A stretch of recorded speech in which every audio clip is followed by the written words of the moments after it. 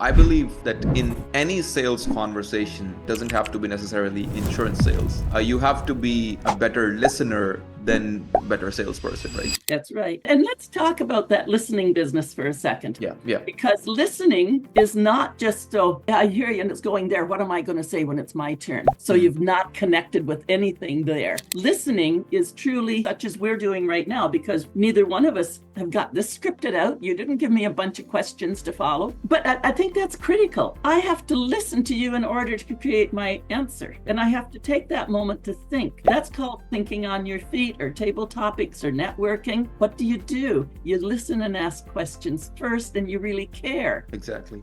So you did ask me also, I was a school teacher. Okay. 60 years ago. I was a school teacher, and even when I was a little kid, what games did I play? Oh, I played school because I loved school. So I was either the teacher or the student, and I loved school.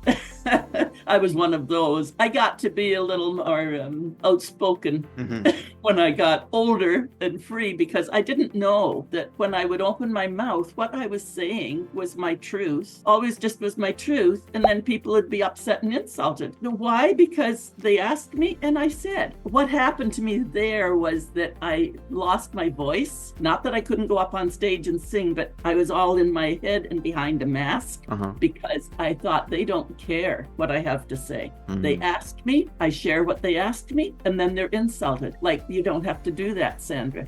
So I think my story is one of many women as well, and possibly men, you would know, where we know if we say what our truth is, and people don't know what to do with it. I thought it was then something wrong with me, so I put myself behind a mask. I ain't behind any mask anymore, and any confidence that I help anyone get is to recognize how beautiful it is to be you and real. Yes, you have to have compassion, you have to understand, but that's the listening. Like it's this communication business is just huge and transformative and deep and special, and you really need it in the financial industry, because you're talking about money and health. Well, maybe you don't know, you're in the marketing, but I know when I ask people to walk through that medical questionnaire, I'm asking them about very private things, their health. When I ask them how much money do they make, because really as an advisor, you're in a banking situation, you have to know the finances as well. And you ask those, like, okay, so what do you earn in a year? Well, that's pretty private, they'll say. Nice.